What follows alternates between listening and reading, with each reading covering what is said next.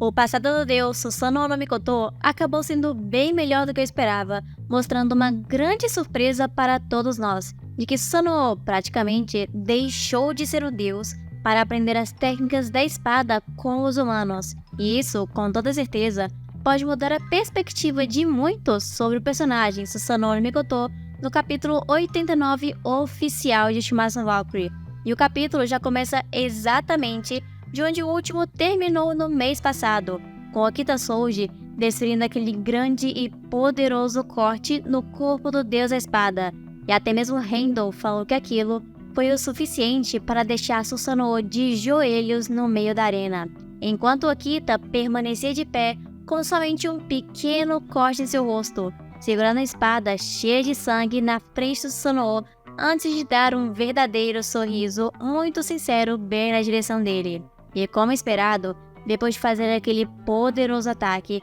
todos os humanos na plateia começaram a gritar de emoção e felicidade. Somente alguns membros do Shinsengumi se recusaram a fazer barulho, porque aquilo era nada demais do que o esperado vindo do próprio Okita Souji, já que eles já conheciam a verdadeira força do seu companheiro. Mas eles também não deixaram de mencionar para o deus que estava lutando contra o seu companheiro que aquela era a verdadeira força daquele que é o mais forte com a espada em Kyoto. E Miyamoto Musashi também foi outro que elogiou Okita Souji, falando que aquela forma sem intenção assassina alguma e sem uma forma concreta com a espada é algo que somente alguém que esteve entre a vida e a morte diversas vezes poderia alcançar. E Susanoo completou as palavras do Miyamoto, falando que aquilo é o resultado de uma vida diária do Okita Souji, de estar entre a vida e a morte constantemente, falando que Okita realmente é algo muito a mais. E quando vemos as Valkyrias mais acima, que estavam assistindo a batalha, a Gol era quem estava mais animada, falando que os humanos realmente eram incríveis e que o Okita conseguiu acertar aquele poderoso corte no Susanoo. Mas a Brunhilde, na mesma hora, falou que ainda não era a hora dela começar a comemorar, porque se existe algum deus que sabe qual é o verdadeiro poder e potencial da humanidade melhor do que ninguém, esse deus seria Susanoo no Mikoto. E a partir desse momento já começa um pouco o flashback do Susanoo, com o narrador perguntando o que faz o Susanoo ser aclamado como criador da esgrima. Seria por conta da espada Ame no Murakumo ou por conta do seu título como Deus da Espada. Mas acontece que nada daquilo era verdade, porque no momento em que Susanoo se levantou, a expressão dele continuou a mesma,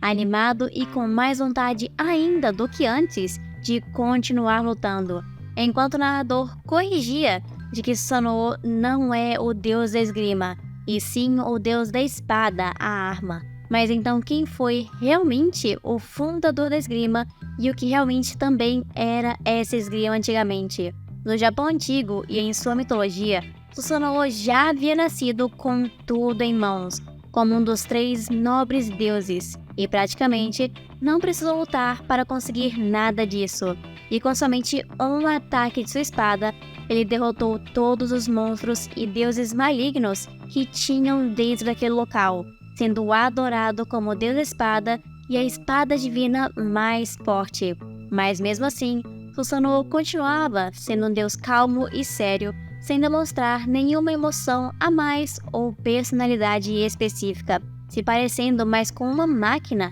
que obedece ordens do que um deus de verdade, porque nada para ele era um problema. Até que um dia, o deus criador da mitologia japonesa, Izanagi, que criou também os 3 nobres deuses, decidiu dar um papel para cada um deles. Para Amaterasu, ela deveria governar o Takamagahara, que é o céu da mitologia japonesa onde vivem os deuses. Tsukuyomi deveria governar os mares e as marés com a lua. E por último, Susanoo no Mikoto deveria descer e governar a terra. E mesmo parecendo algo injusto, já que os 2 deuses mais velhos receberam coisas melhores, o Susanoo simplesmente obedeceu a ordem e continuou sério, como sempre, descendo até a província de Izumo para cumprir o seu papel. E desde então, Susanoo começou a viajar para vários lugares derrotando monstros na terra de um lado para o outro. E tem até mesmo uma cena mostrando Susanoo de pé em cima de um monstro, que eu tenho quase certeza que seja Yamata no Orochi, mas sem nem mesmo mencionar uma batalha entre eles ou algo parecido. Da mesma forma que eu já havia dito na previsão deste capítulo, de que a história do Susanoo dele ter derrotado Yamata no Orochi, felizmente, não seria repetida novamente no meio do seu passado, já que isso não é algo costumeiro do Shumatsu no Valkyrie. Mas quando ele continuou a derrotar monstros, os humanos começaram a agradecer cada vez mais a ele, mesmo que não significasse nada para o deus. E a espada Susanoo também era somente uma arma ou um objeto que ele usava para cumprir o seu papel como um deus. Mas podemos ver nesse mesmo momento, em um cantinho de uma cena, que o humano ficou inspirado pela forma que Susanoo utilizava a espada, já mostrando um pouco do porquê ele seria chamado logo de Deus da Espada no futuro. Até que um dia, ele estava passando em uma vila onde viu uma coisa que mudou completamente a vida divina dele, que era um monstro ou um gigante tentando levar a irmã de garoto como se fosse uma escrava, falando para o menino deixar ela lá e fugir ele enquanto ainda pode, porque eles deveriam valorizar a própria vida deles, e dava para ver que ambas as duas crianças estavam assustadas pelo olhar que os dois tinham ao ver aquela criatura assustadora. Mas o menino definitivamente não queria deixar sua irmã sozinha, falando que era para ela se afastar e ficar atrás dele enquanto ele iria protegê-la. Mas dava também para perceber que ele estava tremendo de medo enquanto segurava uma pequena espada de madeira que não parecia ser muita coisa. E o Susanoo, de longe, ficou observando toda aquela situação, pensando que pela aparência daquele monstro, o resultado daquela batalha já era óbvia, ou pelo menos era isso que ele imaginava. E quando aquele monstro foi atacar o garoto, falando que ele era um tolo e iria esmagá-lo, o Susanoo já estava se preparando para lutar contra aquele monstro de uma só vez e salvar aquela criança. Mas antes que ele pudesse sequer sair do lugar e chegar até lá, o garoto com somente aquela espada de madeira conseguiu aguentar tudo sozinho, surpreendendo o Susanoo com o que ele fazia usando aquela espada, sendo capaz de se defender e logo depois derrotar aquele monstro com seus ataques, derrubando ele facilmente, mesmo tendo mais do que 5 vezes o tamanho daquele garoto e da sua irmã. E o Susanoo, diante daquela cena, ficou sem palavras e nem mesmo sabia como reagir, ficando com aquela cara impagável. Porém, parar a espada do seu oponente e logo depois atacar eram os princípios básicos de como se usar uma espada para os seres humanos. Porém, Susanoo não sabia sobre isso. E quando ele chegou ao lado daquele menino, rapidamente ficou perguntando para ele o que foi aquilo que aconteceu agora, falando de uma forma engraçada tudo o que a criança fez para derrotar aquele monstro, se parecendo muito com Tanjiro em uma cena lá em Kimetsu no Yaiba, quando ele tentou descrever a forma que ele se sentiu ao usar ou mais ou menos receber a marca do caçador. Mas o menino, voltando na história de Susanoo, ficou confuso com as perguntas do deus, falando que aquilo era somente a espada, e que com ela, mesmo alguém pequeno como ele, podia ser capaz de derrotar um oponente muito maior, dizendo que todos seus amigos na vila praticam várias maneiras diferentes de se continuar usando a espada, e eles continuavam praticando todos os dias. E o Susanoo ficou tentando entender o que o garoto estava falando, e também descobriu que na vila do menino havia um mural do deus Susanoo que ajudou os humanos há muito tempo atrás, falando que todos amam a lenda do deus Susanoo, derrotando o monstro Yamata no Orochi, que era muito maior do que ele, com somente a ajuda de uma espada. E isso deixou Susanoo muito emocionado, porque o garoto estava falando sobre ele mesmo sem nem mesmo saber que era o deus que estava bem na frente dele. Porque o garoto também falou que queria continuar treinando ainda mais para um dia ele também ser como Susanoo, porque para os deuses e também o próprio Susanoo, a espada era nada mais nada menos do que uma ferramenta para atacar um oponente e cortá-lo com um poder divino. Mas ainda assim, um ser muito mais frágil e fraco do que ele criou e desenvolveu técnicas para derrotar seres maiores e mais fortes do que ele usando a espada.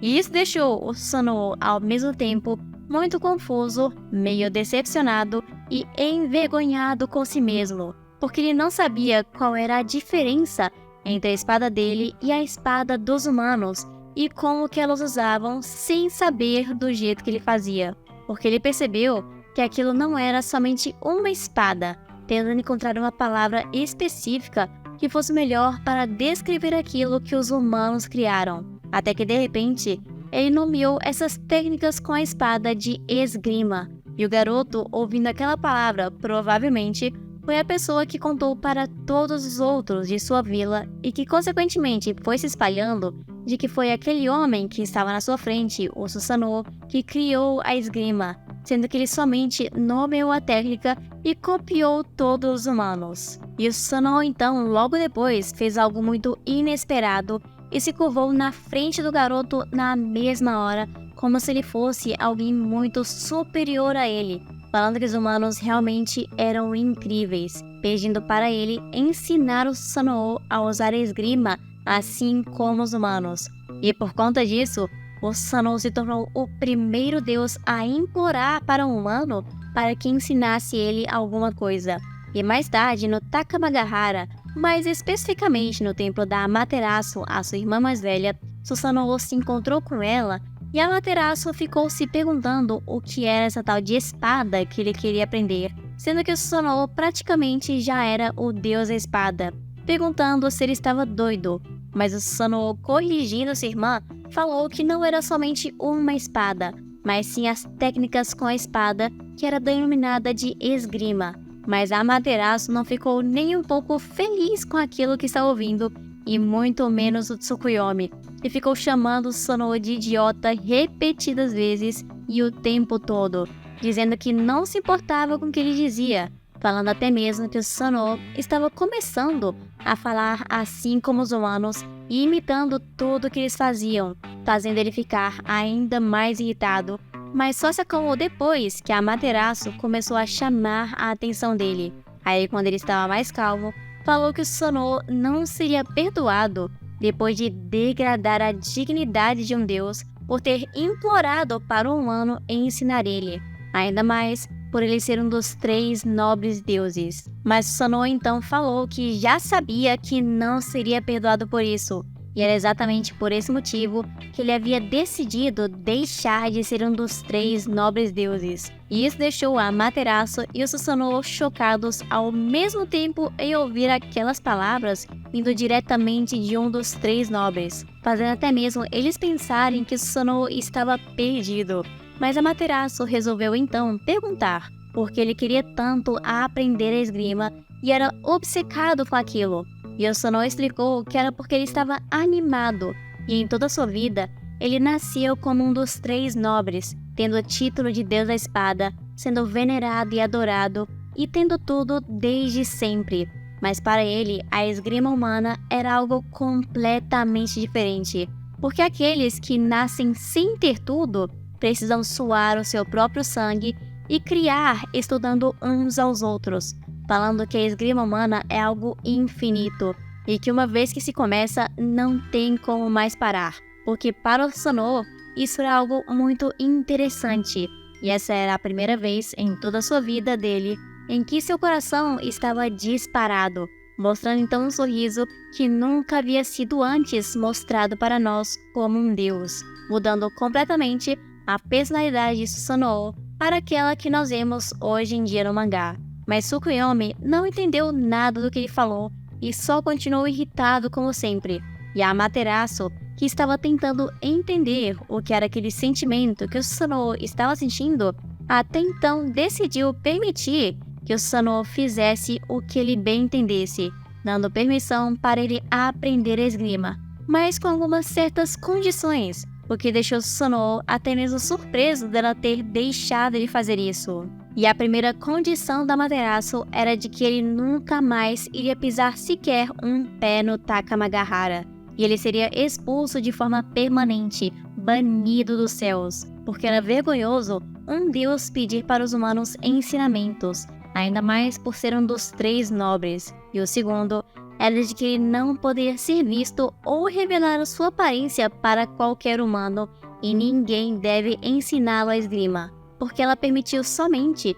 que ele aprendesse a esgrima, mas não que alguém o ensinasse, mostrando até mesmo ela bastante séria sobre esse assunto. E quando ela perguntou se isso estava tudo bem para ele, Susanoo se curvou e prometeu que iria cumprir com tudo, agradecendo a oportunidade para sua irmã e deixando de ser um dos 3 grandes deuses, colocando até mesmo a sua própria coroa na frente dela e indo embora. E a Amaterasu até comenta que era muito difícil ter um irmão mais novo tão estúpido quanto ele. E desde aquele momento, Susanoo começou a observar os humanos, mas de uma maneira muito diferente, porque ele tinha uma habilidade muito curiosa de se transformar em um pássaro de 3 pernas, e que eu acabei dando uma pequena pesquisada no que esse pássaro poderia significar, já que não é comum existir um pássaro de 3 pernas. E eu descobri que ele não é somente um pássaro, é chamado de corvo do sol ou considerado uma ave guardiã.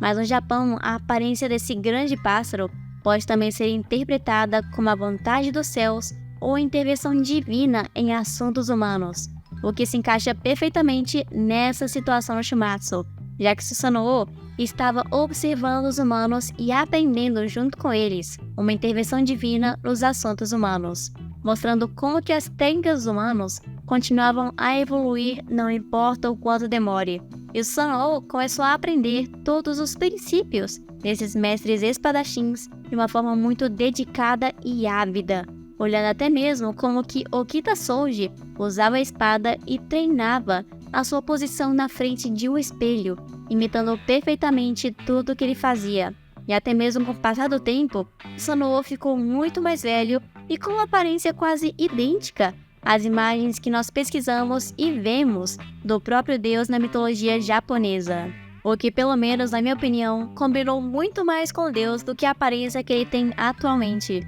Mas não nego que ele ainda assim continua muito bom. E de volta na batalha, quando Susanoo já havia atingido o ápice de tudo, falou que tudo o que ele estava vendo e fazia durante o final do período Edo em Kyoto estava completamente centrado na esgrima, dizendo também que não acredita que chegou o dia finalmente em que ele poderia morrer pelas mãos do maior matador de humanos, Okita Souji. Mas eu não acredito que ele falou essa frase pensando que vai morrer ou que vai perder essa batalha no Ragnarok, mas sim que essa possibilidade de que algum dia ele poderia morrer pelas mãos do Okita Souji agora era real, como se fosse um sonho de criança dele se tornando realidade desde que ele ficou tão obcecado com a esgrima, e falando que era exatamente por isso que ele queria agradecer ao Okita Souji, e que agora era a vez dele de fazer o sangue do Okita ferver assim como o dele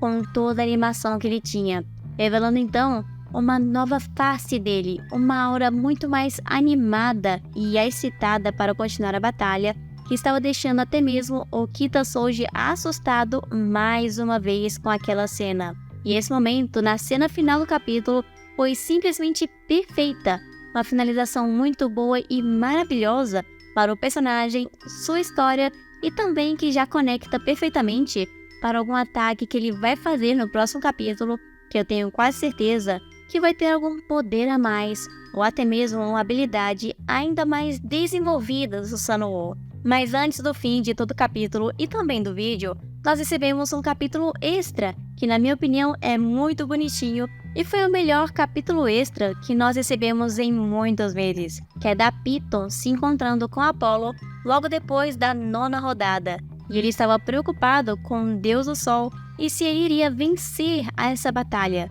E quando viu ele de longe, ficou super feliz quando ele conseguiu voltar vivo. E o Apollo, quando se aproximou dele, ficou perguntando por que ele não foi lá ver a linda batalha dele. E a Piton falou que nem iria valer a pena ver uma batalha que já estava decidida, sabendo que o Apollo iria vencer de qualquer maneira. Mas como Apollo ainda estava muito fraco de todos os ferimentos que ele sofreu, acabou caindo nos braços da Piton. E ele levou o Apollo nas costas, falando que ele vai ficar muito bem, mesmo com essa cicatriz enorme em seu rosto. E o Apollo falou que essa cicatriz é a prova de uma linda batalha que ele teve contra Leônidas, o melhor dos humanos, onde os dois queimaram completamente as suas almas. E a Piton falou que ele estava ainda mais lindo com aquela cicatriz, e de que ele era o mais chato, o mais lindo e o melhor cara de todos. Finalizando com uma cena muito bonitinha e fofa, dos dois ao mesmo tempo juntos,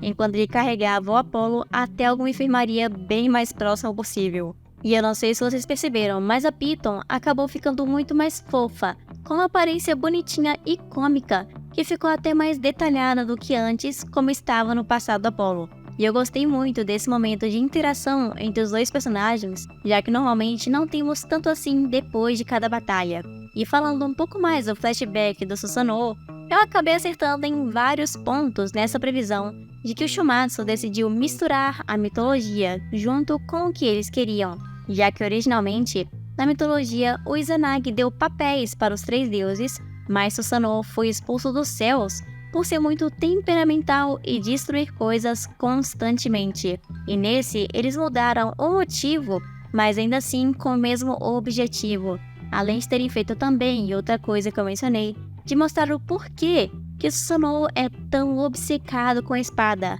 além de mostrar ele treinando cada uma das técnicas, mesmo que fosse somente por uma cena. E o que mais me agradou nesse flashback, e que me fez gostar mais ainda do personagem, foi eles terem mostrado o desenvolvimento dele de uma forma que eu não esperava, e que me fez gostar bastante do personagem, por conta do carisma dele, que foi mais mostrado nesse capítulo, e como está sendo desenvolvido agora, o que com certeza me conquistou ainda mais com o personagem Susanoo no Mikoto. A única coisa que eu não gostei no passado dele, mas que não é culpa do próprio Susanoo, é a aparência dos irmãos dele. A Materaço ficou bonita, mas acredito que podia ter sido um pouco melhor. Não a aparência dela, porque alguns estão falando que ela não se parece uma adulta, mas sim por conta das roupas, que eu acho que combinaria muito mais a da Kanayogo e o Tsukuyomi, e infelizmente eu não tenho como defender, porque a aparência dele é simples demais, com uma toga grega e um colar,